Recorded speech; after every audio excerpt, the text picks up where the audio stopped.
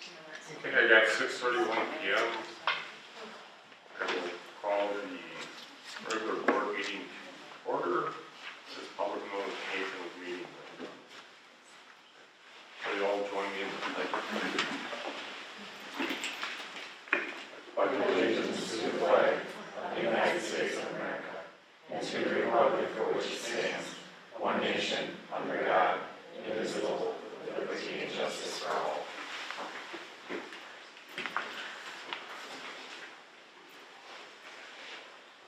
Okay, roll call. Kay. Present. Stacy. Here. Dennis. Present. Bruce. Brittany is absent. She had notified us earlier. Jeff. Here. Nick. Here. Alyssa. Here. And myself. Present. Motion to approve the agenda as printed. So moved. Second. Motion by Jeff, second by Stacy to approve the agenda as printed. All those in favor of the motion say aye. Aye. Any opposed? Hearing none, motion carries.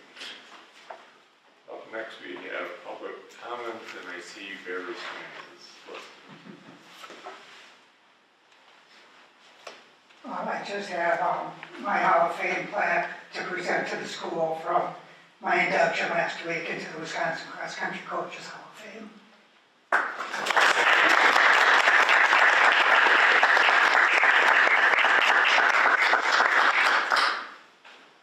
Wow, that's going to be a nice addition to our public land. Oh, yeah, picture. Okay, Sorry, Larry, stand up. Want to do it with the whole board? Yeah, just use. Yeah. Full board. Full board. I think everybody should. I'm not prepared for it either. Well, I'm not going to. All right, we'll have you go in front of the screen. That makes all of it.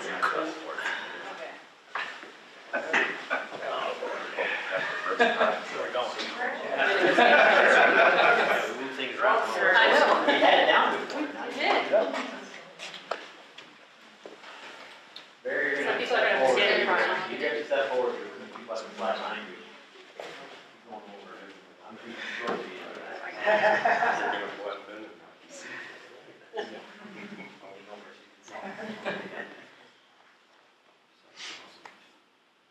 Okay, got it. Congratulations, Barry.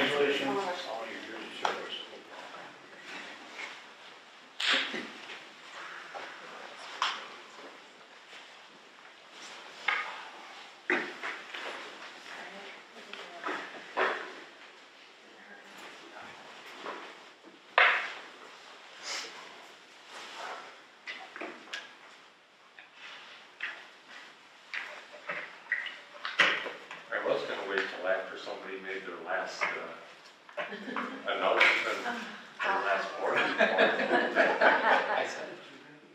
And I think it's only right that we give a few words about Laura and the job that you've done over the years and what you've meant to the Dodgeland family. How many different administrators? 4?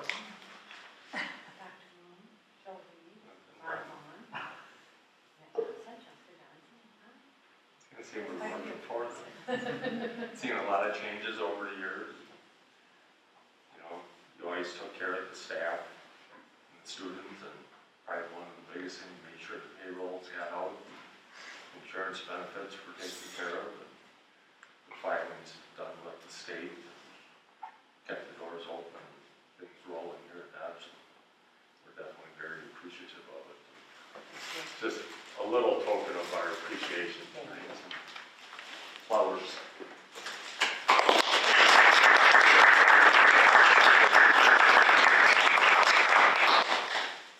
You want a picture as well with everyone?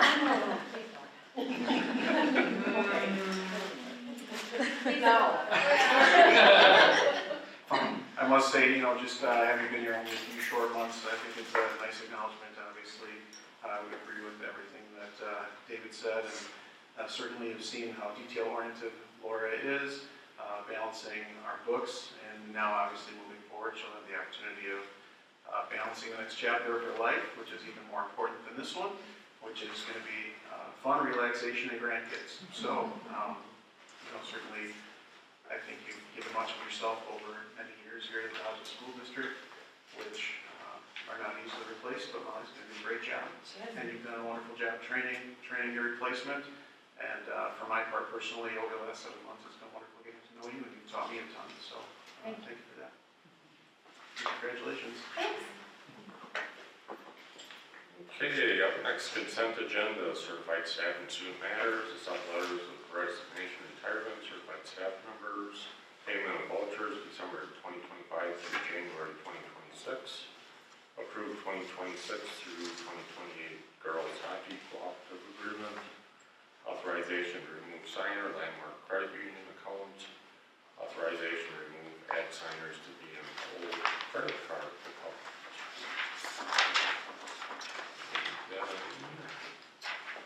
One of these is accept the retirement letter received on January 5th, 2026 from Andrea Schulte, reading specialist effective at the end of the 2025-2026 school year. And we have the payment of vouchers, accounts payable, and like we're up to entertain a motion for that. So moved. Second.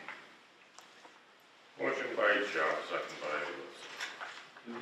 Do we still have girls participating in That's these what I girls? just wanted to, I knew that's what you were gonna ask. No, we do not currently have any girls that are playing in that cooperative. So this is just a continuation? It's just a continuation agreement that's been going on for years. There has not been one since I've been here on the team, but we've just remained a part of that agreement. Okay. I know we have some middle school students that are hockey players, so I'm guessing, keeping that agreement going. I mean, it doesn't cost us anything. Doesn't cost us a penny. Care, No. I was just curious. Yep, Okay. That's for you or Dan? yeah, Well, like, there's a whole bunch. it's like a consortium, yeah. They get, yeah. But there's no divisions in girls hockey, right? That- No, I don't think so. I think it doesn't matter how many schools are together, they're on the teams to work. Yeah. Okay, thank you. Any other questions? If not, all those in favor of the motion say aye. Aye. Any opposed? Hearing none, motion carries. Support staff matters, acknowledge acceptance of letters of resignation, retirement, support staff. I have none, that. And then members discuss approve the minutes from the following meetings as per the board meeting December 15th, 2026, and special board meeting January 7th, 2026. So moved. Second. Motion by Stacy, second by Bruce. So those in favor of the motion say aye. Aye. Any opposed? Hearing none, motion carries.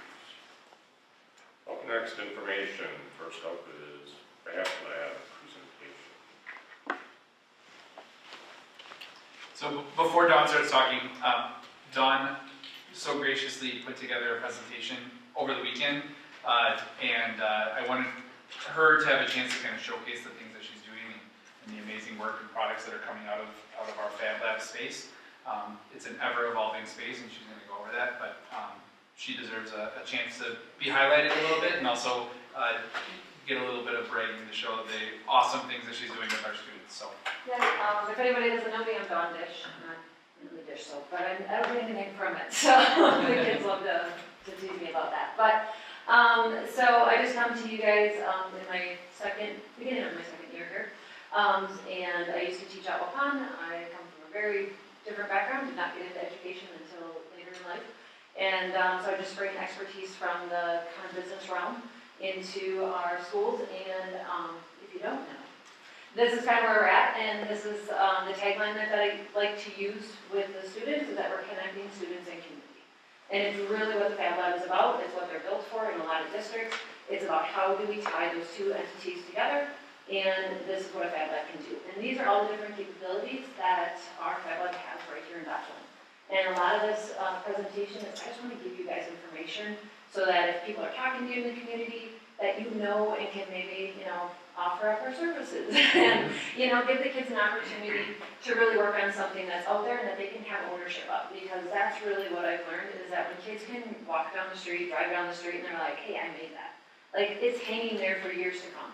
And so it's been a really big impact in Wolf Island. I just really hope to bring that same impact here to Juneau and to the different surrounding areas. So, this is the new Fab Lab space. We've just kind of been changing things around, because we need to have an allocated space for kids to work. And this is where all of the equipment is. Everything gets done in this one classroom. And then we have you can kind of see the flow, but we have our two big roll-in printers, which are for outdoor and indoor use. If it's on a roll, we can print it. And so it's a wonderful, workhorse machine that we can use.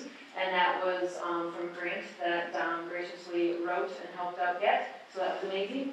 And then we have an embroidery machine. I don't know if you knew that, but we do have an embroidery machine now.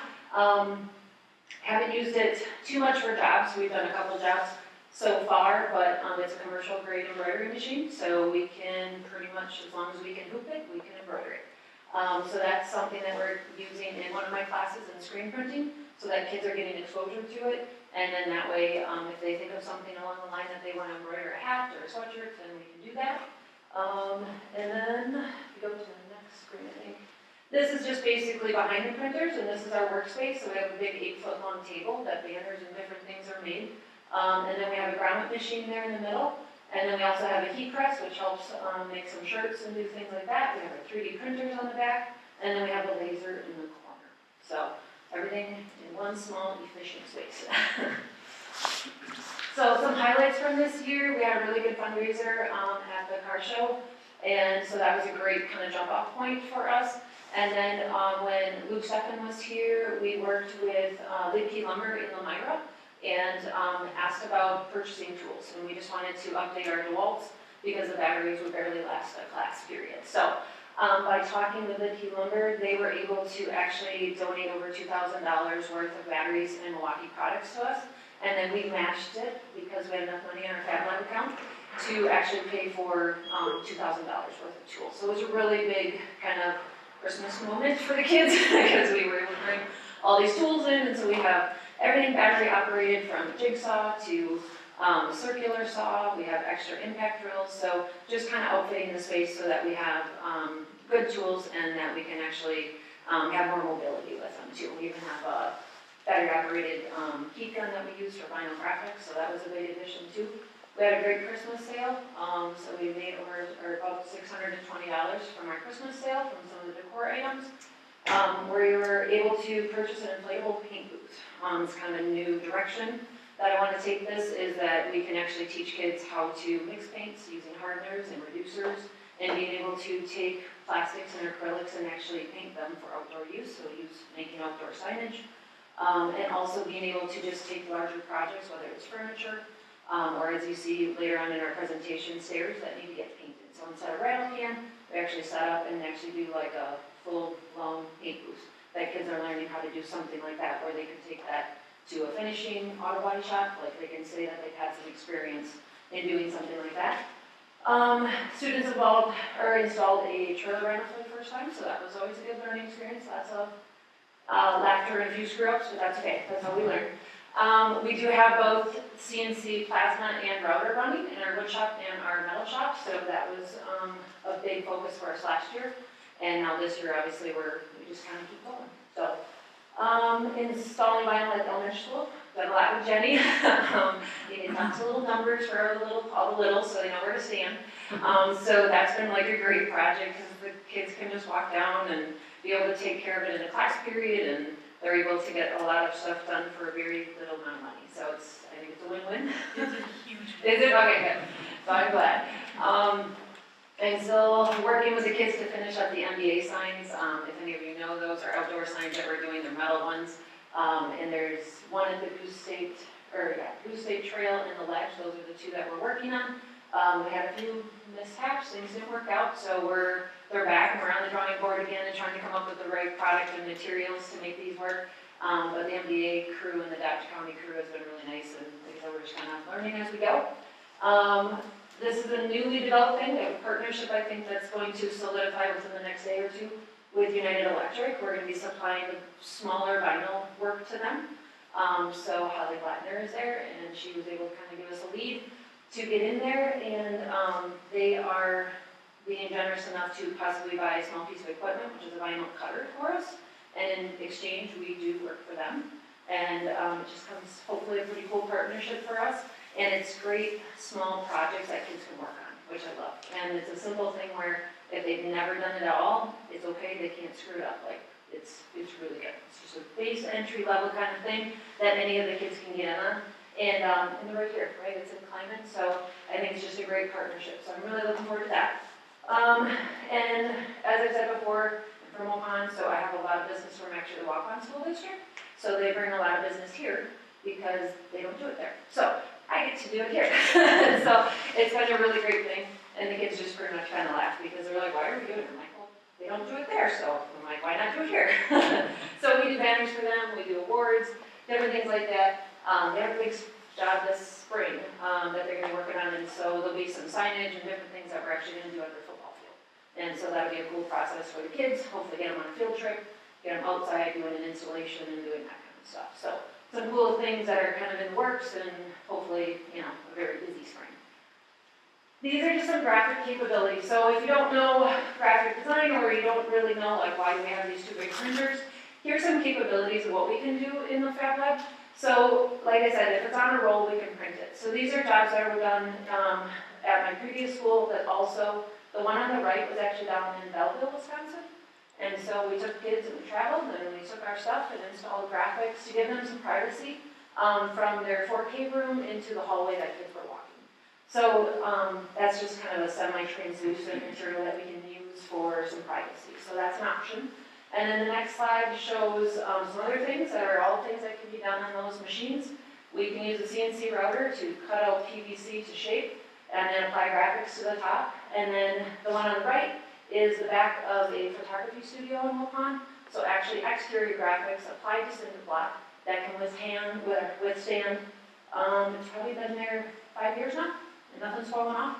So I call that a win. But that's a cool process and things that we can do here too. And then we can change the color of a golf cart if you're in the mood, kind of stick to your colors. We can wrap some of those so kids learn how to do that. And then we also have the capability to wrap box trucks and do those kind of full wraps and things like that. So all things that students have the capability to experience here with our Fab Lab. And of course, this was our first time installing, so that was some of the kids working on that this fall. So that was a really good one. I was excited about that. This one, we didn't, we supplied all the materials for her, and then the artist actually put everything together. So like we cut out the 36-inch diameter yellow cedar circle, and then we used the plasma to cut out her logo. And then we just kind of gave her all the parts, and then she took it home and took care of, you know, making it her own. So, but that was a really great partnership too. And it was down by, Lake Mills. there you go. These are some stickers and things that we've done for Waupun this year. Super simple, but all things that we can do with our Roland printers. And then this is just a kind of a multi-machine award that was cut out on the router, lasered on the laser, you know, with the design there, and then cut out on the laser and also printed on the printer. So I'd love to combine multiple machines for the kids so that everybody is using something to kind of finish the product. So this is for you guys. This is what everybody's using, or will hopefully use this spring. So this is in progress, and this was mocked up by a student, and it was great because you had some of your kind of your metals and woods kids that were drawing it up on paper. But because Peyton, if you know her, she's an amazing 3D fusion designer, and Peyton Kaplan is a senior, and so she she whipped that out in like a day. Like she's crazy good. And so it was a great concept, and then we're gonna have interchangeable icons in the middle, so depending on who's using it, kind of depends on which logo. So that is in progress, and will hopefully be done when our award season and stuff start. And then the next one is the stairs. So those stairs were again mocked up in Fusion 3D, and then we took those plans and then gave them to the guys who are our fabricators, and then they're the ones that are actually putting it together. And the great part is when something doesn't make sense, they come back to Peyton, and then we talk about it, and then we figure out what went wrong or what we need to do. And then the next one shows you just kind of where we're at in the process. I just want to jump in. If you've ever presented an award at the awards banquet and had to walk up those rickety stairs, these are replacing the stairs to get up on the stage in the multi-purpose room. So we don't have to worry about We'll putting have boxes and on we'll top of have boxes. rails, yeah, there have rails on. So this is on the right, this is actually what's been built right now. So the kids have, we use the plasma to cut out the, oh gosh, let's see, actually, the kids used, I call it Bessie, but anyhow, metal cutters. And so they've been going ahead and doing the railings, we have all of our support, so we're basically at the point now where we're gonna start working on the actual treads, but then our stringers are cut out of the plasma. But the kids have been working on, obviously, good welds and bad welds, and doing a lot of finishing when they're not very good. But it's also been a great product for whether it's square, right? Kids always like, well, I cut them all straight, and then all of a sudden when they measure diagonal, they're like, it's off 2 inches. I'm like, yeah, we need to change something. So it's been great learning, and then they have figured out, obviously, how to keep things level and square, which are very hard to do. But I'm really proud of them, and they've been working independently, which is always a bonus. And yeah, I'm excited for the final product, so I hope you guys are gonna be around to see it in the spring, because I think it's gonna be pretty cool. This is another kind of cute project from one of our elementary staff. She was gonna get it on Etsy, and then she asked if we would be able to do it in the Fab Lab, and I'm like, yes, please. So we just mocked up the design, and this will just be a multi-layered piece of wall art, which is gonna be made out of wood. And we'll have it painted, and we have mahogany wood and walnuts, and things will be cut out on the laser, so lots of different machines used, but I don't know, I just love that kind of stuff, super cool. So, something different. So here's the impact of the Fab Lab. So far, since July, we've invoiced almost $7,000 worth of different jobs, and the students are working directly with customers.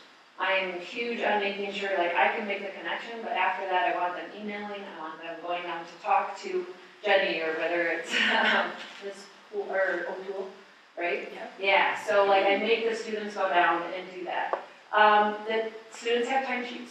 I need to know what they're doing every day. Like, what are you working on? What kind of progress is made? We also have a job schedule, and anything that we can do for the district, we're supporting the district by doing things at cost. And so making sure that we can have all this accessible stuff at a very low cost. Since I worked in a sign shop, I know how much they charge, and it's crazy. And so I'd love to be able to produce and do these kind of sign quality products.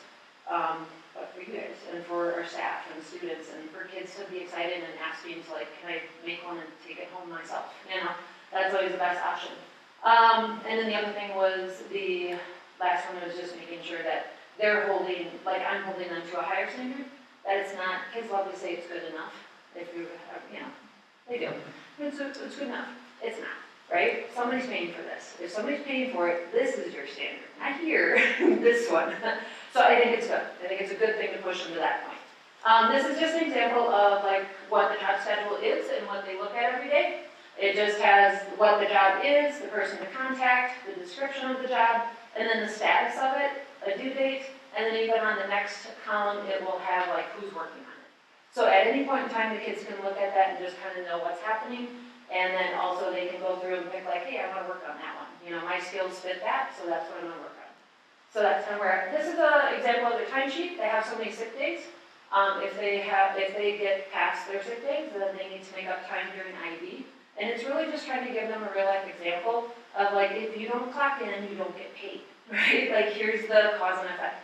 So if you don't fill in your timesheet, your grade's not going to look so good, even though you did work, but your grade might not reflect that. So how do we get you to do all of it, right? Have that accountability. It takes like 2 minutes, you know, copy and paste if you work on the same thing the whole week. So, but this is something that they have to keep track of on a weekly basis, and that they have to fill in, and then I tell them every Monday, this is when I check, like you got to make sure everything's in. So hopefully that helps them keep track of their hours. It also helps me make sure, were you doing that day or not? You know, because everybody's working on different jobs. So, so where do we go? We have a huge, like, there's so much potential.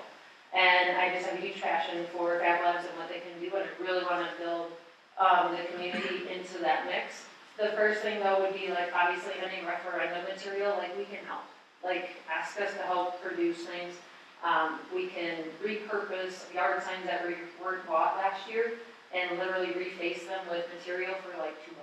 Like, it's so cheap, right? So like, let the kids be a part of that, because maybe if they get invested in the referendum, like, it'll help everything, because then they can talk to the parents, and who knows, right? It can snowball into a really positive thing. I think we continue to promote youth apprenticeship, especially in the tech ed area, because we can only take them so far, right? But if we can give them those baseline foundational skills, by junior, senior year, they should be ready to be in the youth apprenticeship. We want them to get that experience. I think we need to develop a stronger construction pathway. It's huge, right? It's everywhere. And I think, when I've talked to some of the kids, we talked about building like ice shacks, like that we could sell, right? Can we come up with some sort of niche that could be something that we're producing? Some Fab Labs up north will actually build tiny homes. That's what they do at school, right? So that's a way to incorporate electrical, plumbing, I mean, the whole thing. Could we do that on a smaller scale, and maybe it's an ice shack, I don't know. I mean, all the kids say they love ice fishing, right? So maybe we talk to James for Dodgeland, Trojan, ice fishing, I don't know. But I just think that this construction pathway is something that we need to kind of focus on. And I think for the metals program, I know that obviously we're in kind of the limbo stage right now, but I think if we can develop a partnership with a specific company, and maybe there's a way to get certifications for kids when they leave the metals class, like is there something that can say, Mac, Apache, somebody, you know, that kind of verifies like how we're teaching them and what they're learning. Like, I think that's a great thing for them to take with them, because then they can use that to get that next job. Continue to differentiate our program from those around us. We have a unique niche, we really do. And I know the majority of the schools and the teachers in the 60-mile radius don't do what we can do here. You guys have an amazing, like, I love that one, I'm telling you, that thing's awesome. It has just got everything there, and we need to like sell it, right? Like, we have such a great thing, and we can differentiate by using our graphics and some of the things that I know, I can do it. Like, I have so much belief in like how we can just really explode that area and be able to have people waiting for us to work on things, right? And the kids are excited because they want to be in it and be a part of that. I think we need to market our sign and graphics a little bit more so that people know what we're doing, and I know that's on my end, I haven't had enough time. So, I haven't gotten to the marketing part yet. And then eventually building like a Fab Lab community night. Having it open on a specific day per week or twice a month that community members are invited in so that I can help them on a project. The kids can be there to actually be a mentor to them. Like, if they want to run the router, do you want to run the laser? What can we help you make? And then the kids are there to be, to actually just kind of help out with things and run stuff. And I can be there to help it. If somebody's starting a new business, can they use the Fab Lab and rent the machine so that they can help start their business? Those are all kind of those foundational things that a Fab Lab is for. So, lots of ideas. There's probably more that I didn't put down, but that's where I'm at. So, yeah, this is about it. So, thanks for listening. I appreciate it.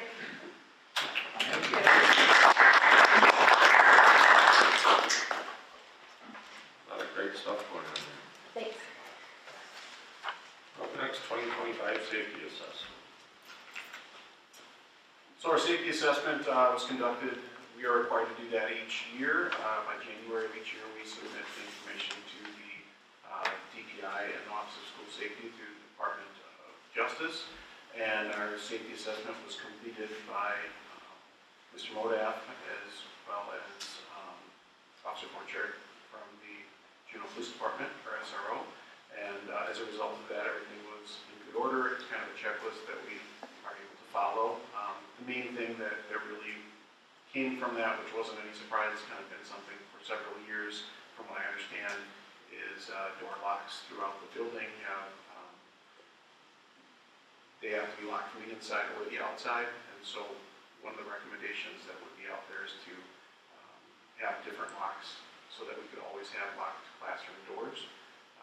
But obviously there's a significant cost that goes with that. The mechanisms in the doors are surprisingly very expensive, probably about $500 a piece. So to outfit our entire building with new locks would be a pretty sizable investment, but something that would be on the list as we move forward and start to kind of build the facilities plan and those kinds of things for some of our expenses. Any questions about that? Are there any, at one time there were safety grants for stuff like that, are they still out there? Albany, I mean, that would be something to keep an eye on, to know that there are grants for safety, security, stuff like that for schools. Yeah. I know that we did apply for that grant a few years back. I don't recall off the top of my head what that was used for, but I know that we did here at Dodge when it was received and those funds were used.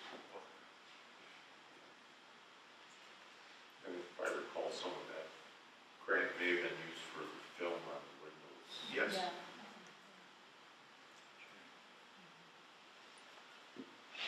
Okay, with that, moving on to student representative report. Starting at our elementary level, they're also finishing up their first semester along with the high school and the middle school. And they're working on their winter assessments in the reading and math. Recess has been a roller coaster because of the ongoing changing weather, as most of you have seen. They really can't figure out how to dress when they come to school. The students and staff are working hard in their classrooms and are looking forward to their Project Lead the Way modules this next semester as well. These modules are in coding and in the engineering areas. Students like these units because they get to be creative thinkers to solve problems while working together and applying their science, technology, and math skills all at the same time. In the last month, we have also acknowledged the 67th day of school. If you know the trend, Ms. Helsman loved hearing more kids say 6-7 all day long, so that was fun. Like I said, the middle and high school are also wrapping up our first semester, so our students have done amazing things in the classroom and their extracurriculars and have been leaders within the classroom. The students have shown their pride through the varying assemblies, activities, and their projects. It's exciting to witness the great things that our students are doing in and out of the classroom.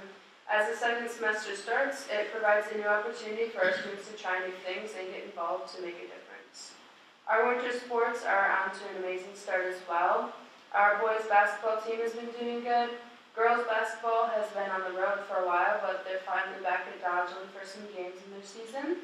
Our wrestling team has been experiencing some injuries, but have been doing well with the individuals they have left.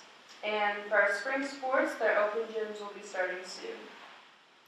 Our extracurriculars have been off to a great start.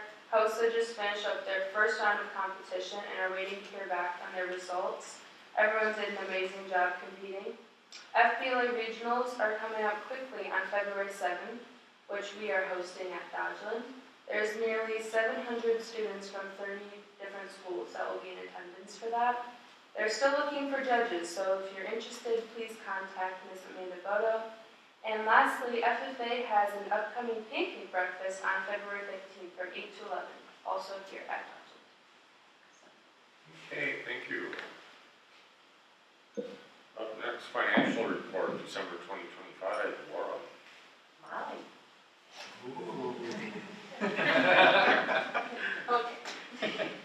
Financial statement, Landmark Credit Union, our beginning balance was $46,968.74.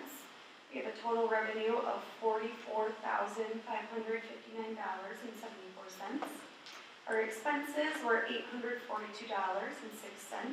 That leaves us with an ending balance of $90,686.42.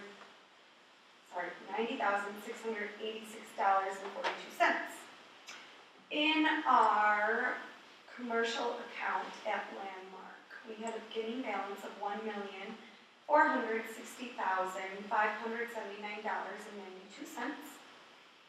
We've had total revenues of $604,018.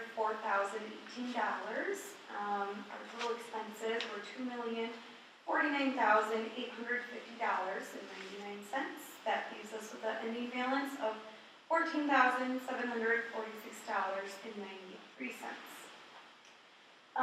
In LGIP, in our general balance, we've had $556,295.80.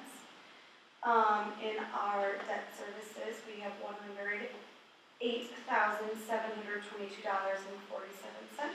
And then our capital project fund 46, we had $939,253.51,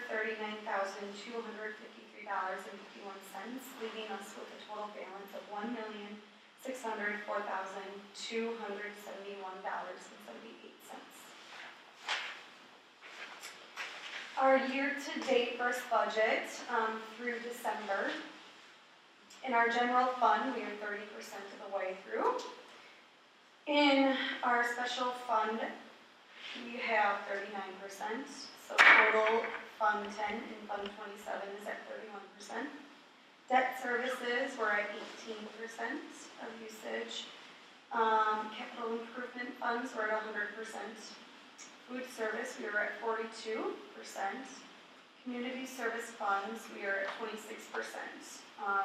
And through 169 days, we're at 43% of the way.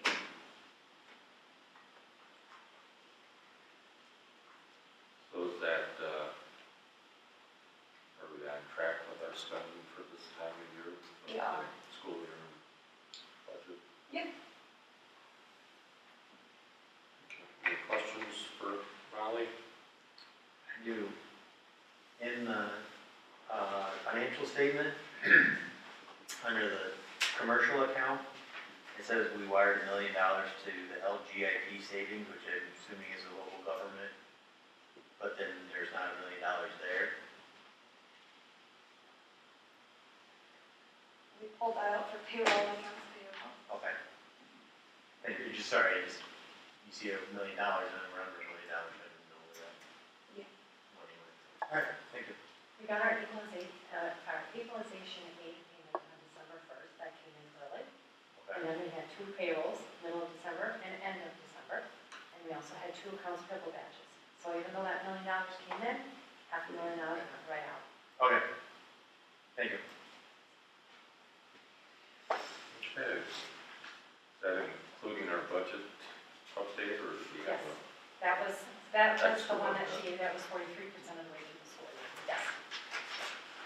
Next, auditor's report, management letter of period ending June 30th, 2025. All of you have received the audited financial statements tonight in your packet.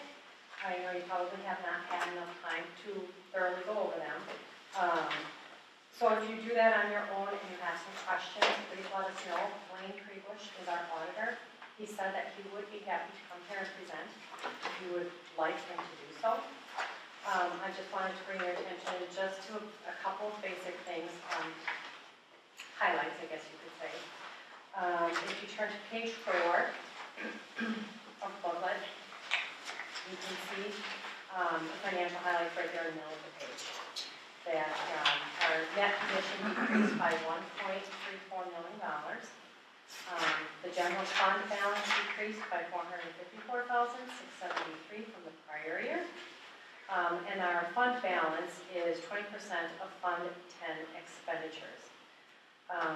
Now we did, Todd had a question on that for me not too long ago. Because when we look at our BEAR model and all of our financial data, we show that our fund balance is 17%.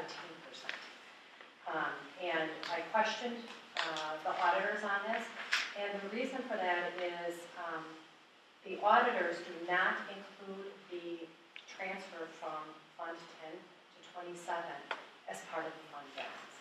And that's how they have to report it to the state. So on the financial audit, it says 20%, but in all actuality, our fund balance is 17%. Because we do include that expense, that transfer from Fund 10 to Fund 27. Then page 16, again, just some highlights there of the different funds that we have. Our general fund ending balances at the bottom of the page. The far left corner for general fund, our ending fund balance was $1,991,895. Our long-term capital improvement fund was $890,094. Debt service fund, $317,533, and other governmental funds would be a combination of our Fund 46, our food service Fund 50, and our Fund 21, which would be gifts and donations to the school district. So our overall total governmental fund balance would be $3,445,773.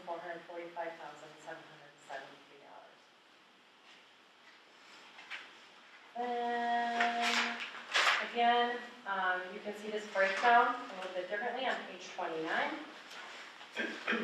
shows the fund balance reporting. Not as quite as many numbers as on the first page that I shared with you, but the same numbers are being reported in there. And then I just wanted to direct you to page 56. It's way at the end. When I look at this, it shares some very good information. It shows our expenses for different areas where we are getting grant reimbursements. So you can see that we had $7,401,206 in expenditures, and we received $7,401,206 in reimbursements. And those come from everything from our school milk program, special education aid, general utilization aid. This basically shows all of our expenses, all of our operating expenses, and where that money comes from to make all those payments that we have to make throughout the year.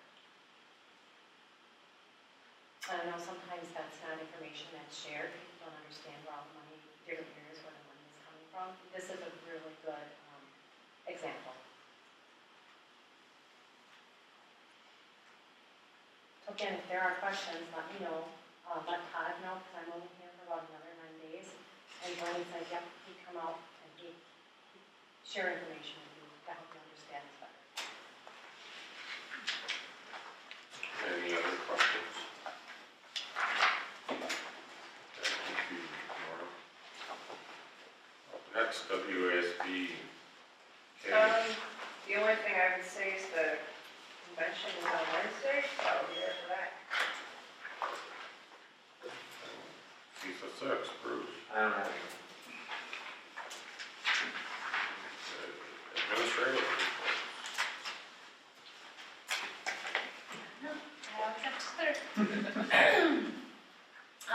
So this week is the end of the semester for all of us, and at the elementary level, we just keep going. It's just the halfway point, and we'll have report cards and all that stuff. But we're hitting the part of the school year where we do a lot of assessments. We can check in on what are the growth that our students have already made, and then what do we need to do next to help get them to where we need them to be by the end of the school year. So that's a lot of what's happening right now. Next month, we also, February, for it being the shortest month of the school year, it also is always jam-packed with stuff. And at the elementary, Valentine's Day, big deal. But it's also the same, usually the same week as the 100th day of school, or if you're in 4K, they celebrate the 101st day of school. And while it seems like it's not that big a deal, that's how we really put math into something cool, and so they enjoy that as well. So that's coming up. We also have our professional development day in February, and this year we are running our 3K and 4K screening day on that day as well. And we are doing it just slightly different. We have approximately 20 kids in our 3K program already. And so we are asking those parents, we don't need you to spend time bringing them to us that night because we know them and we get to see them every week. And so that saves them a little bit of time. They drop off every day to bring their 3K child to our school so they see the building all the time. And so we then were able to kind of streamline that process. We have so far about 17 kids coming to see us that day, 9 of them in 4K, so that's like 29 kids for next year's 4K class already, and 7 so far for 3K. So just sharing that with you ahead of time. And yeah, business as usual. And I go last, so there's less that I have to talk about. But I want to echo some of the stuff that Dawn said. Super proud of the work that she does down there with our students. Our students love working with Mrs. Dish, and they're learning and making some really great stuff. So it's just really cool. One of the big things for me right now, outside of end of the semester, switching over, updating schedules with some staffing changes that happen, is this year I took over the role of district assessment coordinator as well. And So in alignment with everybody, next week, actually on the 27th, our elementary school, the 4th grade, was selected to take the NAEP assessment.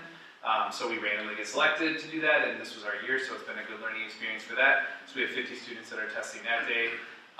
And then after the NAEP happens, then they're hitting the ground running, getting ready for forward testing, which will be here before we know it. And then we've got ACT, pre-ACT, DLM, all the fun stuff that comes along with that. So I'm learning a ton, a lot of webinars, a lot of schedules and deadlines. But that's kind of the busy thing coming up next as we enter into second semester. But things are good. It's been a great first half of the school year, and excited for what the second semester is going to bring. What is the NAEP assessment? Can you share a bit about what that is? Yeah, so the NAEP was something new to me I'd never heard of until I got the email that said we were selected for it. I know that it's a random selection, and we got 4th grade, which students will be tested randomly on either math or reading, so they get put into different groups. And it's just another data point, and chime in if you guys know more about it than I do, even though it's my first year. So they use it, it's done by the federal government, and they go to different schools across the country, and they test randomly selected students. They put those together to come up with the nation's report card of how our students are doing in America for math and reading. And so our 4th graders' scores will be a part of that particular measure.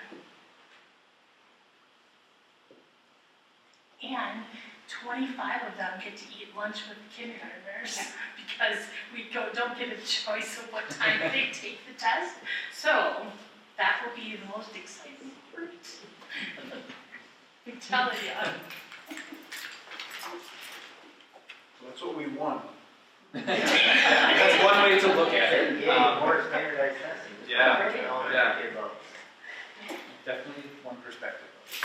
It'll be good, because there's been a lot of planning and getting to one day of testing, but we're getting there. We'll be fine. Yeah. Our kids always rise to the occasion. It's fine. Okay, any other administrative reports? I don't have a ton.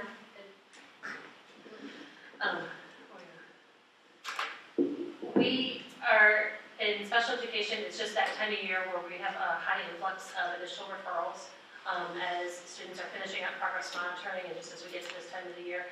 And then through the 3K and 4K screening, we always anticipate referrals coming out. Our special education team does a great job of seeing kids and looking at all aspects of them, looking at the occupational therapy and their fine motor skills, their gross motor. We do hearing, we do vision, we do speech. All those pieces are kind of wrapped into those nights. On the people services side, we are also got pulled for an audit for the McKinney-Vento, which is looking at our students who are experiencing homelessness. So that's kind of floating around in the background too.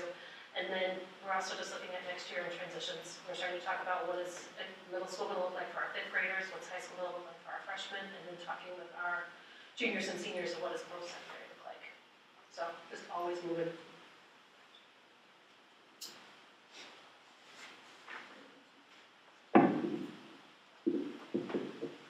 Okay, if nothing else, we'll move on to new business. Discuss and approve travel attendance Wisconsin academic decathlon state competition. Ms. Fink was not feeling well, so asked if I could present on her behalf.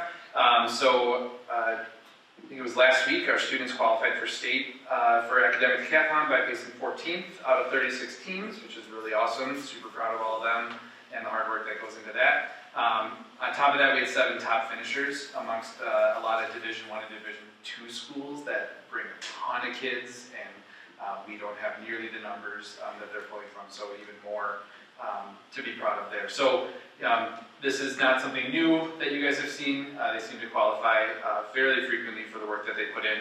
But this year, looking at about a $2,100 cost for our team to go to state. The breakdowns there between the registrations, hotels, some of the meals covered, no vehicle rentals, as they will be able to transport using personal vehicles, which we have done for competitions this year already to save costs on that. So the only cost there is the gas reimbursement for things. Attached to there as well is kind of a schedule of what's going on, and then you can see also a list of the students that would be attending as well as the 4 adult chaperones. Any questions? Not, I'll entertain a motion to approve the travel and attendance. So moved. Second. Motion by Stacy, second by Jeff. All those in favor of the motion say aye. Aye. Any opposed? Hearing none, motion carries. Up next, discuss approved consolidation study uses for the school district. All right, so over the winter break, David, Jeff, and myself met with 3 representatives from the Hughesford School District, a couple of their board members as well as their district administrator, just to kind of enter into very informal discussions. They're looking obviously at consolidation, and so their main interest was to determine if that was something that we would potentially be interested in. I think it was a very positive conversation. David or Jeff want to chime in on kind of what their takeaways were, and then kind of wanted to bring that to the board and discuss that a little bit and kind of share what that discussion was. Yeah, no, I think it was a very positive discussion. Quite honestly, probably discussions that should have been had several years ago. Hughesford knows that they can't keep going on the same path, and I think it's obvious that we as Agilent can't continue down the same path. And by doing the same things and expect different results, so it's worth having these discussions with Hughesford. There's obviously the financial part of it that needs to be figured out to see if it truly would be a benefit to consolidate, and that's kind of what this study is all about, is to look at those and figure out that side of the equation. Jeff, I don't know if I guess any. Yeah, no, I guess, you know, my comment to them, and I guess we all kind of came away with the same thought process that, you know, there's definitely synergies in discussing this further, as Hughesford and Dodgeville have been co-oping and working together for many years, you know, on sports and different things. That it just makes sense to move it to the next level and see if, you know, there's a good benefit to both school districts for, you know, for considering this. But it kind of came away with positive, you know, positive vibes about the meeting, and we want to take it to the next steps. So kind of, I would say, just adding to that, I would agree with everything that's kind of been shared. Our next steps essentially would be to kind of say, all right, do we want to enter into any type of formal discussion between the boards? Both boards would essentially have some discussion. It may be ahead of that time, and it should probably be stated, I think this is sort of couched also in some of our referendum discussion, obviously last month, moving forward with the $700,000 referendum here this spring. Part of that process, I think it's prudent for us to look at, is this something that we would want to consider? Because as like David said, in the next couple of years, we very well may find ourselves in a similar situation, and would need to make some decisions at that time. So we're kind of in a good position to investigate that a little bit further at this particular moment. Part of the consolidation study would involve Baird, and they would put together kind of the financial pieces of it. So that's obviously top of everybody's mind, but I would also say as we get down that road through those discussions, we need to make sure that there is a positive benefit, not only from the financial picture, but also for our students and what kind of opportunities that brings our students, as well as opportunities that it brings us to retain and recruit good quality staff as well. And so I think staying true to what our values and things like that are. But at the same time, it's hard to answer some of those questions. Those are probably the easier questions, you know, opportunities for kids, as was already shared, we're co-opting some sports already, we're sharing some teachers already, those kinds of things. But that financial piece is really critical, and want to have a full, you know, wholesale review of what that would look like. Hughesford is also entertaining potential consolidation with Horicon as well as Mayville. And so we've been invited to a meeting on March 2nd in Eustisford District where I think it would be a board meeting, it would be a special meeting, and all of us would be invited to attend that. Horicon has been extended that same invitation. Mayville has also been extended that invitation to learn from WASB, as well as Baird will be represented at that meeting to kind of share kind of larger scale information on what that process looks like in terms of consolidation, and that we kind of go forward from there. I mean, not that any of these numbers are set in stone, but wasn't talked about that if a consolidation was to occur, when the current goal was 28, 29, or was it? Yes, 29? they would be looking at 28, 29. So it's a two-year process. And really, be it our referendum or Eustisford's referendum, if either one of those passes, that doesn't stop these talks, that doesn't fix the problem. That just buys us time basically for that consolidation to take place. So if anybody was to think that, oh, we're able to consolidate, that's going to solve all our problems, that's not going to. The referendum, especially in Eustisford, still has to occur to get them to that point, just like with us. Because let's be real, we can't keep going down the same road. And like I said before, we can't keep doing the same things and expect different results because that's not occurring. So is Eustisford looking at consolidating with one of us, or like dissolving, breaking up and going, depending on where the student lives, So what they're looking at right now is consolidation.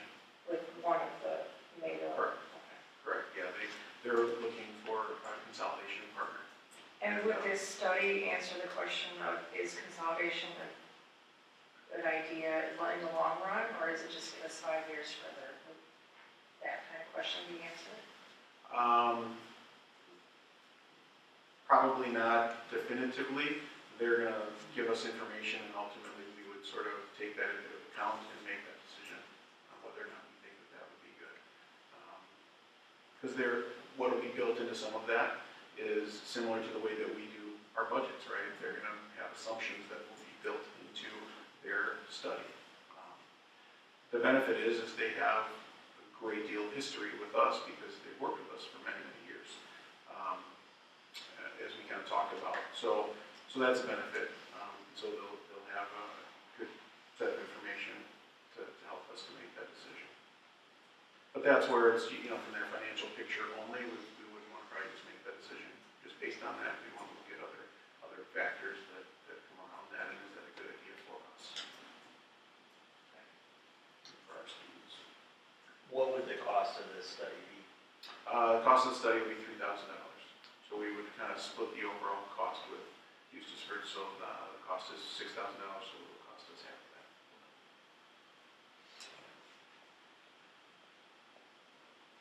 Any other questions?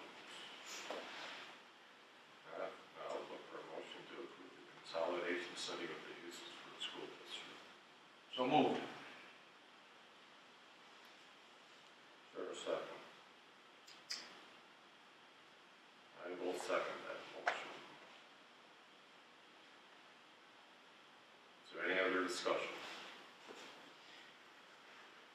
Hearing none, all those in favor of the motion say aye. Aye. Any opposed? I'm going to abstain. That was you, Bruce. One Bruce, one abstention by Bruce. All right, I will confirm that meeting then on the 2nd, and I'll make sure that I let everybody know. We would post that meeting as, the board would be present, but we're not conducting business because obviously it'd be a learning session for our board. Okay, up next, by the way, that motion carried. Discuss and approve 2026-2027 school year calendar. All right, so you should have the calendar in your packet to kind of look at. The big kind of changes that kind of have been made as a result of feedback, obviously, with administration, working collaboratively, as well as putting it out to our staff. They were able to take a look at the calendar and collaborate as much as they wanted to. The big thing that came back from that was to have a day at the winter break just before Christmas Eve, so we added that in based on some of the feedback that we received from them. But really the big thing that you'll notice here is we took a couple days from the beginning of the calendar in August, instead of having a full week of PD for all of our faculty, we adjusted a couple of those days and dropped them into the school year to gain a couple additional in-service days for teachers so that we could focus a little bit more on some of the curriculum instruction pieces that we need to focus on. So other than that, the calendar is with some days that were moved around slightly, basically the same as it was last year. One additional, I guess, adjustment, I would say, or call it, is in January, where we ended the semester. We have a PD day and a work day that has now been built in. So it's a teacher contact day. There won't be school for students, but it's a teacher work day to essentially work on finishing up grades and the semester, all that kind of thing. And then also there'd be professional development and service day for us as well. Any questions? Can you, like, what does a normal professional development day look like for teachers? Like, during the school year, PD day, like, meetings, like, trainings, what are we doing? So for me personally, as a group, we work together to figure out what are like the district goals and then what training has to be happening along that way. Okay. And then we always have, as building principals, here's what our plan is for that part of it. So right now at the elementary level, we've been doing a lot of reading training because of Act 20. So that's what has been the main focus of that. So I give the teachers options of whether they can work on in a small group or independently, so that teachers have the option because it comes from Cox Campus. But then I do a whole group lesson, so almost like in a classroom where you would have like, here's where you're gonna do all of the preview work, and now I'm gonna review the stuff that's the most important. So that's we do that part of it. A lot of it is also data meetings, at least at the elementary, so we can kind of talk about how are our kids doing, what do we need to do instructionally for that part, and then what are the standards that we're working on. So for next school year, we need to, at the elementary level, start working on the ELA standards and really finesse those and get them ready. This is just kind of our document that we create when we share with staff to show. These are 2 days in November that we had PD, so you can see how it's broken up between the two. We try to build in some collaboration time amongst the district as well, so we build in some wellness time for our staff, whether that's people playing, pick up game of spike ball, or taking a walk, or just a little bit longer to lunch. There's meeting times for sure. I utilize a lot of that time on my end too for like leadership team meetings with many of my leadership team members also being coaches or being special education teachers. After school becomes really difficult, so when we have these times, it's a really good time to collaborate. And then I'll also collaborate with both of the leadership teams together. We have department meetings as well, so while Jenny has them as like data meetings, I call them just department meetings, where they're given an agenda by me, which gives them tasks and things to complete, and then they provide me with notes after they're done so I can see what they're doing. So to answer your question, it's kind of a mixture of all of the things. And everyone looks different because we, as a team, sit down, and it usually takes us like 2 weeks to put together one PD day because we're trying to juggle shared staff between the buildings, now shared staff between districts, and trying to utilize that time to best align with the goals of the district and the things that we know our teachers need to know right now, and things that our teachers need from us as administrators too. So it's a big balancing act between all those things. I asked for two reasons, and one of the reasons is, this is a lot of days for parents to now find coverage for the kids during the school year, that they're not necessarily, I mean, I know they get the calendar, but they have to find something to do. The next question is, do we know how,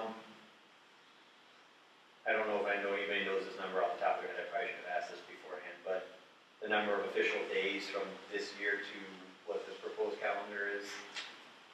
We have built in, I think, 2 additional days. Okay, so then the other concern would be 2 staff days? Yes. Okay, so then, I mean, Basically, the calendar is stretched out 2 additional days. We moved a day. so instead of 100 and, they had 187 and a half days maybe this year? So this calendar is probably a little bit closer to what your calendar was 2 years ago. Okay. So it would have been the last school year. So last school year probably had 3 more calendar days than this one. I'm sorry, 1 more than this one. This year's calendar has 2 less than this one. So the concern there is now we are lowering the salary-ish of our teachers because we're expecting more out of them even though their rate is the same. I would say that the rate is probably the same as what it was. Their daily rate would be decreased because there's more days that they are expecting.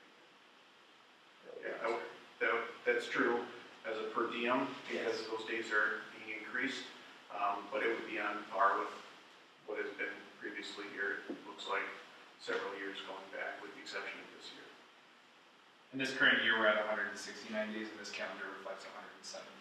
What about the Well, it's 185.5 Yeah. contract days. contract days? 100, yeah. Right. 185.5? This current school year, it's 185.5 Yeah. contract days. Does that not include school days. the 4 holidays? Yes. So it's really 5 extra days? No, Or the holidays are built into The that. holidays are. You have the holidays in. Yeah, but the 185.5, we're going to 189.5. It's 190 when you add the holidays in.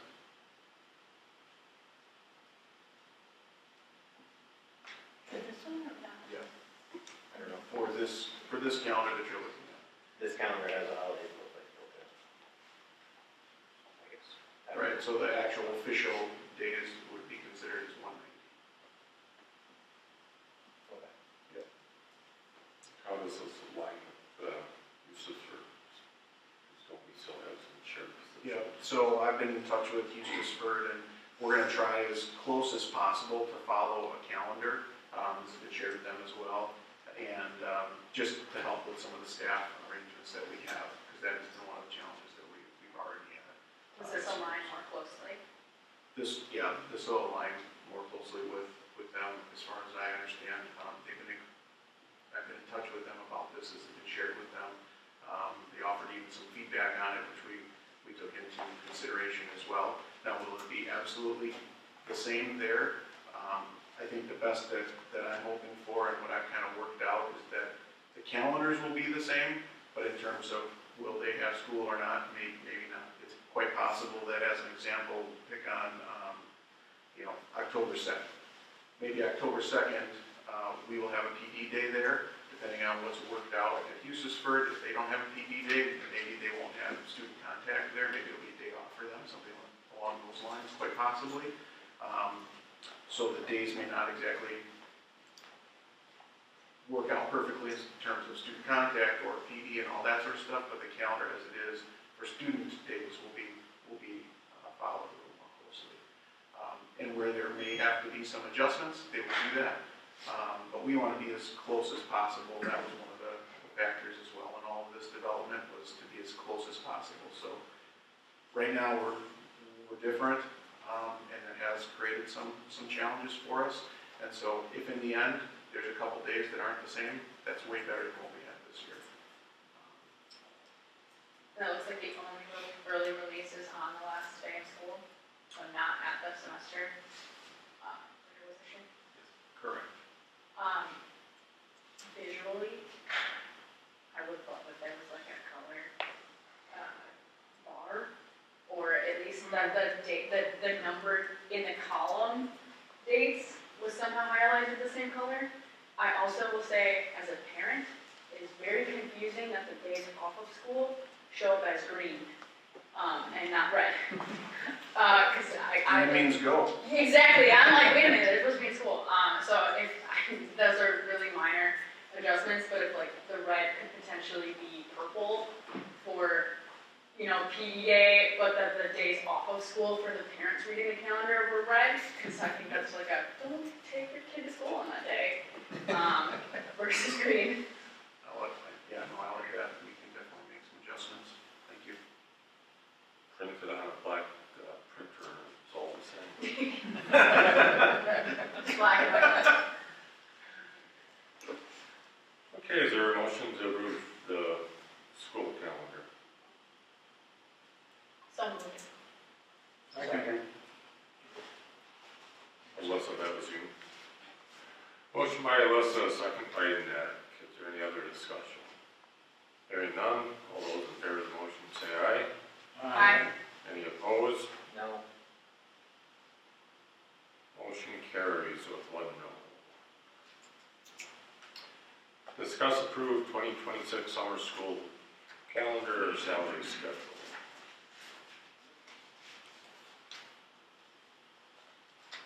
Who's taking that? So, sorry, I was writing.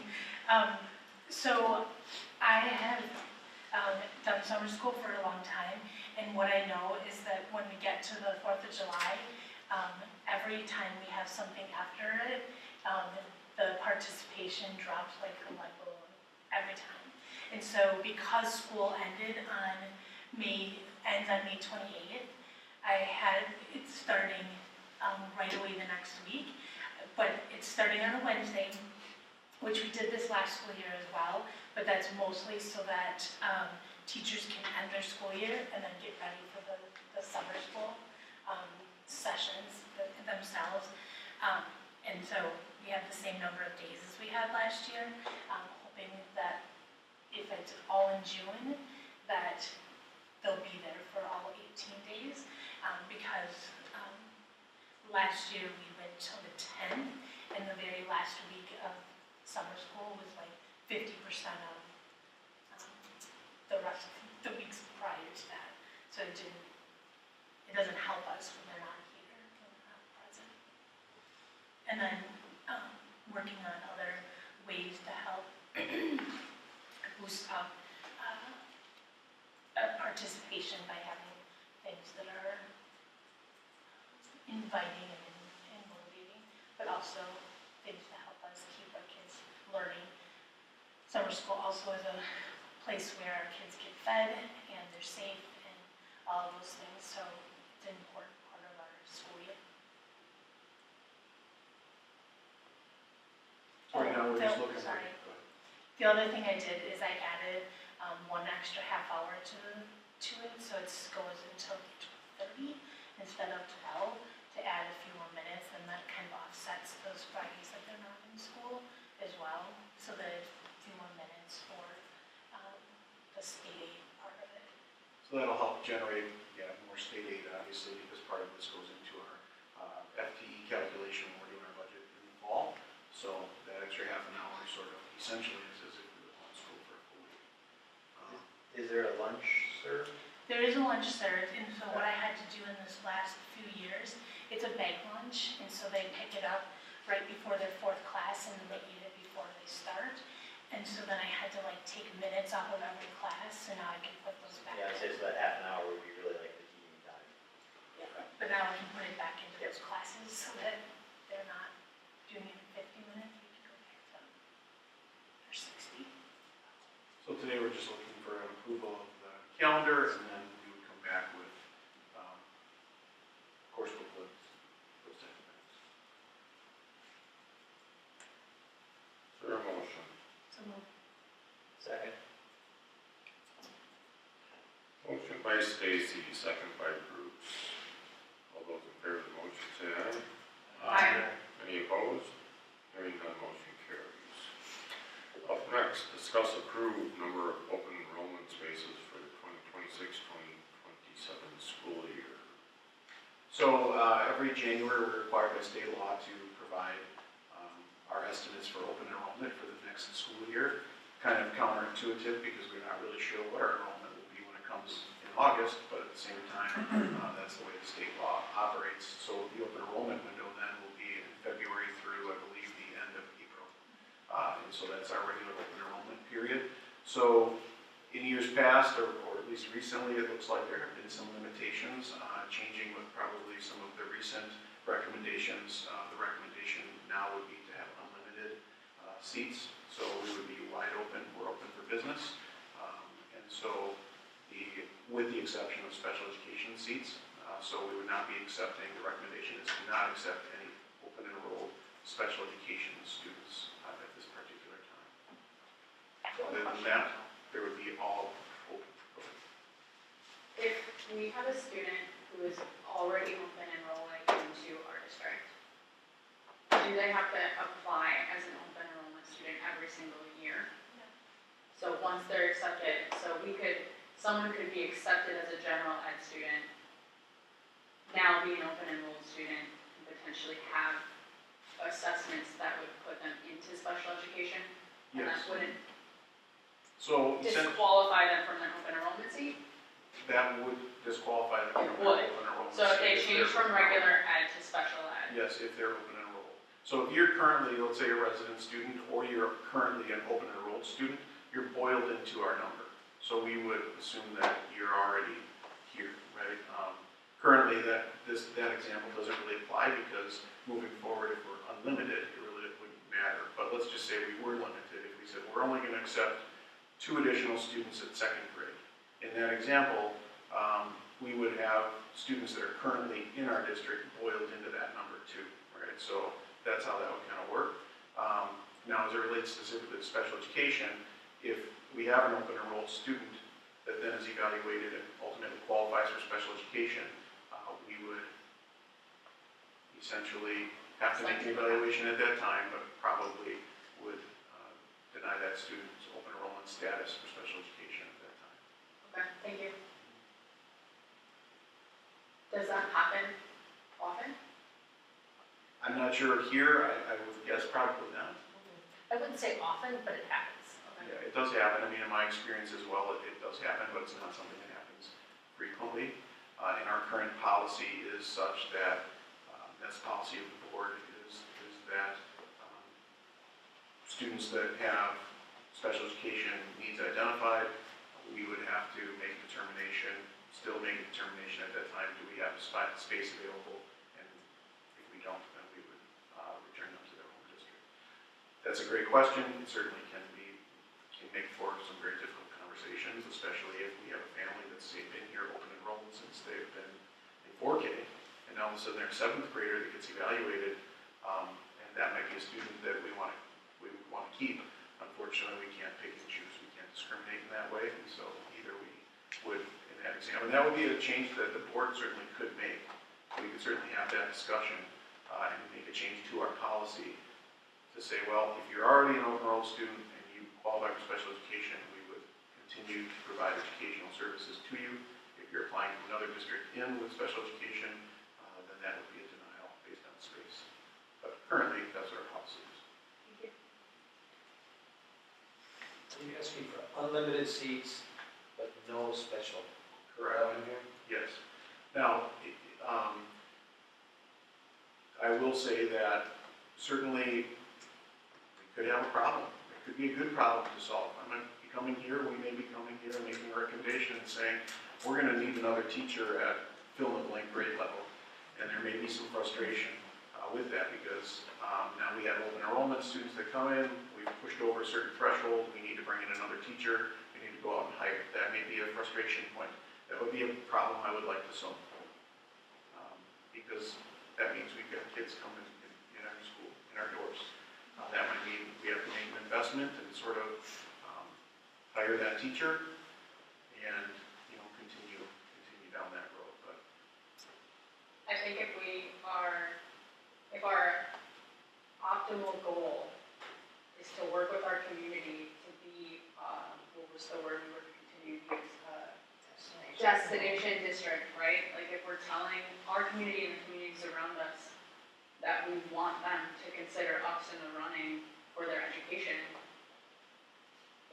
limiting open enrollment seats doesn't seem like it jives with that intention and with that mission. So I agree, I would love to have to solve the very good problem of having other students who want to be here, to learn here. So, I do have this, maybe it's a philosophical question, I don't know. So, we're willing to do that for a regular education situation, but we're not willing to do that for a special education situation? The reason for that is because we would be essentially, if we had a student that was open enrolled to us and we accepted that student, we would be then required to provide all educational services for that student, whatever that is. So if we have an open enrollment student that comes to us and let's say the services are very expensive, we would only receive the open enrollment amount that the state provides for open enrolled students of special education. So if that goes beyond the amount that we receive, that would be a net loss. We can't deny that student because we don't have the services available for that specific need. We can, and that's what we're doing right now. So, let's just say a general special education. I guess do you see my question? Like, we're willing to hire a regular education teacher, but we're not gonna be willing to hire, like, let's say we get 5 more special education students at the elementary, so we need another special education student. Why would we solve that problem as well? You see that question? The reimbursement rate doesn't come close to our cost. And it's So we get reimbursed at the regular education rate? When we get reimbursed at the special education rate, which is a couple $1,000s higher, so just for the sake of the example, we'll say it's $11,000 for a regular student. It is the 13-something for a special education student. That's Right, pretty correct. close. That is correct. Yeah. So that would be the limitation right there. So if that child required services costing, say, $75,000, that we would still be responsible to provide that. We couldn't then turn around and say, well, you have to go back to your own district now, because the decision we're making today is you're either in or you're out. We're not allowed to pick and choose. If we were allowed to pick and choose, we would have a recommendation for the ones we would pick. And like, with special education, it is something specialized that usually it includes something, speech and language, occupational therapy, physical therapy, where those costs and those individuals adds up really quickly. Okay. Thank you. It's sad though, Bruce, when you figure, when you look at it. I just, you know, like, my question is why aren't you willing to look at it for a regular and not a special? That makes sense. And a person's education is based on cost, so we gotta look at it. Maybe one day we'll be reimbursed fully for special ed costs. Maybe. Not so far. Yeah. Okay, so is there a motion to approve the number of open enrollments? I'll move. Is there a second? Second. Motion by Jeff, second by Stacy. All those in favor of the motion say aye. Aye. Any opposed? Hearing none, motion carried. Up next, discuss approve resolution authorizing the school district budget to exceed revenue limits by $700,000 per year for 4 years for non-recurring purposes. All right, so this essentially is the same, basically the same in terms of application of what we did last month. So we are approving the resolution for $700,000 per year for 4 years, non-recurring purposes. This is put into the legal formalities that come with that. So that's the difference between this and last month. Last month was more conceptual, where this is very specific, so that we follow the letter of the law.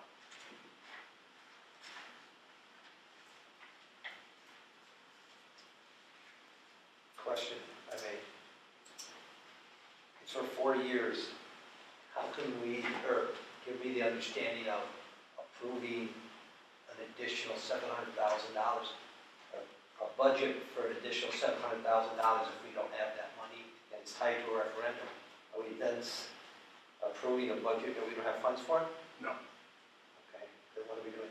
We are asking to exceed our budget, and then we would create a budget with 700,000 in it. However, if we don't receive that, then we would create the budget based on not having it, essentially operating as we are now.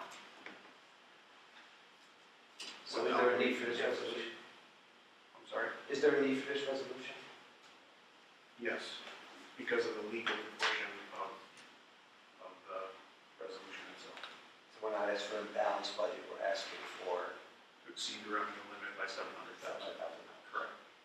I asked that specific question because I thought the exact same thing, because I said we already approved this last month, and so, but we're required to do that. Yep. What's the difference between the two I don't, motions here? okay, The one after it, you mean? Yeah. This is going to be the question. One's the question, one's. Correct. Yep. Yep. Perfect. Todd, I don't think he was asking the question about the formality of this. You were asking a different question budget-wise. correct, Okay. that, correct. Because we're approving a budget for money we don't have. I see what you mean. And as a school board, I'm just asking, can we do that? No, we're not, that may be what it appears, but that's not what we're actually doing. What we're doing is we're approving to exceed that and ask the question. But we're not actually approving a budget for an additional 700,000. But even though we haven't approved the budget for those sequential years. Correct. Because we would do that annually. Annually for a budget, I understand that. Yeah. But you're asking for 4 years out for more than a budget we haven't approved yet. So I'm just, Yep. don't buy it, how's that? I understand, I mean, don't get me wrong, don't buy it.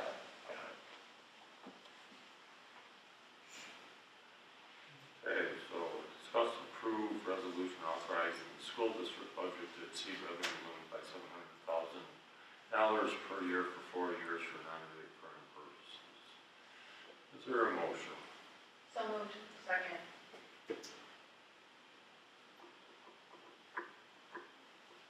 Motion by Alyssa, second by Katie. Is there any other discussion? Hearing none, all those in favor of the motion say aye. Aye. Any opposed? Opposed? With one opposed, motion carries.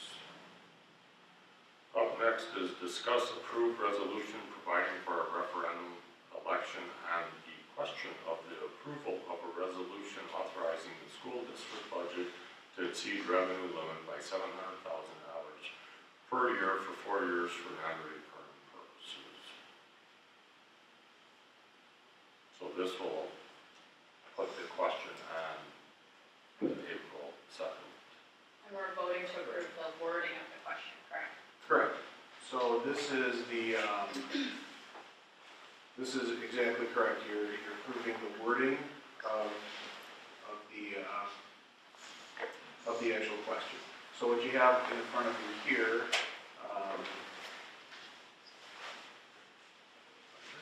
so as you, obviously we had some discussion last month. As a result of that, wanted to give the board enough flexibility, I think, to honor some of our discussion, to be specific a little bit later, but at the same time, we have to give the public enough information so that they can reasonably assess kind of what they're voting for, right, and to inform the public. And so, as a result of that, we talked obviously at the high school level about reductions to the elective programs. We would be having one teacher reduced, and we would have a reduction in the high school AP courses through some creative scheduling and things like that. We talked about the elimination of middle school sports, and then at the elementary school, we'd be looking at a reduction of 2 elementary teachers for sections. And then a couple of other items that we also discussed, para throughout the district somewhere, reduction of operations, transportation, and then additional operations. We talked about buildings and grounds as well as technology. And so as a result of that, the question is built around kind of these 3 highlighted areas in particular. That's the way that, my recommendation and kind of our conversation was to lead on the referendum around those big eggs, right? Some of the operational pieces towards the bottom, are gonna be lower items, but at the same time, I think these are kind of the bigger ones to sort of lead the referendum on and give people an idea of what it is that their money is going to go to support, and the things that ultimately, the buckets that we would be looking at for budgetary reductions if ultimately the referendum is not supported.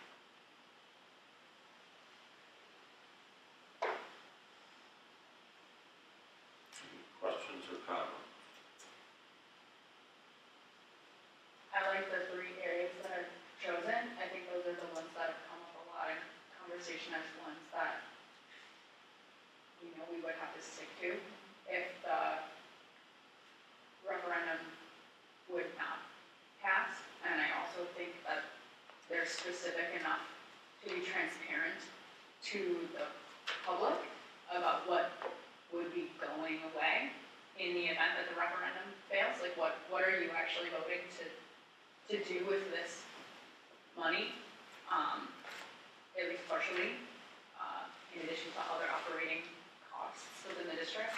I don't know if there are other thoughts within the 3 categories, or if we want to look at the wording itself, if there are any suggestions with the verbiage. And I would say, you know, all of these items on here, I mean, I don't think anybody, you know, supports these things, right? Right. We know that these are gonna hurt programs, these are gonna hurt students. Most importantly, it's gonna be hurting students, and overall, it's gonna be impacting our community in a negative way.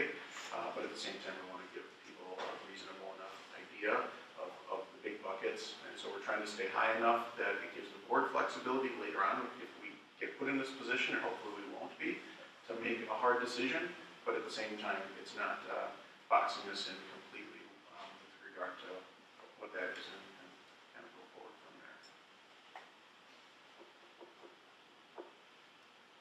Any other comments? Otherwise, I'll call for the motion. Can we look at the actual question? Yep. Can you put that up? Yeah, completely. Yes. Could you put that up? I know it's in our packets. Yes. In I, or out, is it I? Well, Straight line letter, I don't know if it's on I or It's out. also right here in this printed. There we go. Yeah. It's on this printed, it's up here in the printed packet that you was. My only hesitation is there's something about the word sustain. That's like catching me up. This sounds more professional, but when I think about voters, there's something a little bit more transparent about the word keep. Like just more down to earth language, where like there's something about it that feels like airy and it's sort of like too high up, right? And so there's something about the word. I think maintain class sizes, people know what that means, but I think somehow like sustain elective and advanced courses feels like I don't know what that means, and I think we were worried about that last time when we were thinking about the question of like when you're in the ballot box, you understand what's on the line, and I think there's maybe something that brings more clarity to something about like just keep, and I don't know if we want to add like keep. You don't want to say current, because you don't want to like promise like give this the exact same electives and the exact same AP classes. So I don't know if it's just enough to say keep elective and advanced courses. I also don't know if it needs to be like a parentheses to like AP, so that people understand like the alternative is like we wouldn't potentially be offering AP classes. So one of the things, and I talked with Quarles about this, and that word that you're referring to, maintain and sustain, were the main words that we kicked around quite a bit. And so keep was not one that came up, but it certainly is one I think that they would probably say that they would be willing to approve, or that we could use or whatever. I think that would totally be fine. When it came to advanced, when it said sustain elective and advanced courses, the feeling I think that we had, and I asked Quarles about this as well, I think administratively when we talked about it, there was a sense that people, parents, will know what that is, elective and advanced courses. I asked Quarles about that as well, like what are they seeing in other questions that they're writing, and they were consistent with that as well. They kind of felt like the people that it will impact will understand what it is that we're communicating at least. about sustain or maintain, that's probably a good thing to think about or kick around or finalize on or whatever. The other thought too is to keep the question like this pretty short, and then the message gets put out in our marketing that we want to really drive home, because again, if you just say you put AP in there, some people may not know what AP, especially if they don't have kids currently in school, so they're going to look at that and say, well, AP, what's that? Is that some fancy thing that nobody needs, or is it an actual course that's... Well, and you can have advanced courses that aren't AP AP level. courses too, right? It's So, very true. Yep. Yeah, my only feedback is to consider replacing sustain with keep, just to bring the question a little bit more, earthy, I don't know, yeah, grounded.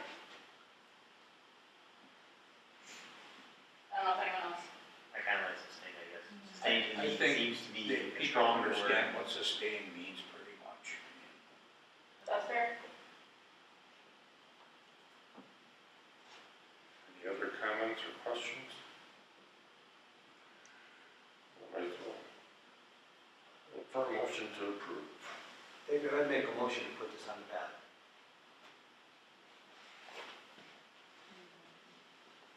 Thanks. I'll second.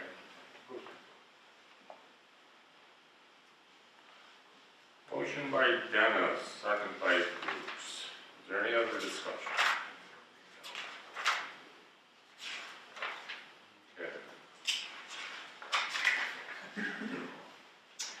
Be it resolved by the School Board of the Dodgeland School District, Dodge County, Wisconsin, that revenues included in the school district budget be authorized to exceed the revenue limit specified in section 121.91 Wisconsin statutes by $700,000 per year for 4 years, beginning with the 2026-2027 school year and ending with the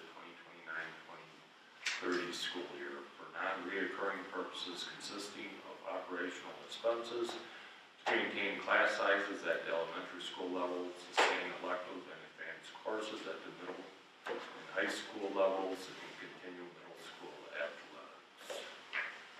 All those in favor of the motion say aye. Aye. Any opposed?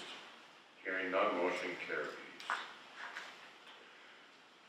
Up next, we got future agenda items, achievement gap reduction, AGR report, 2025-2026, academic excellence scholarship recipient, Wisconsin Technical Excellence Scholarship recipient. Then we got the 2026-2027 school fees and staffing. Advanced meeting dates, we got February 9th policy committee meeting, February 11th parent teacher conference, February 16th middle school professional development, February 23rd finance committee meeting and regular board meeting, and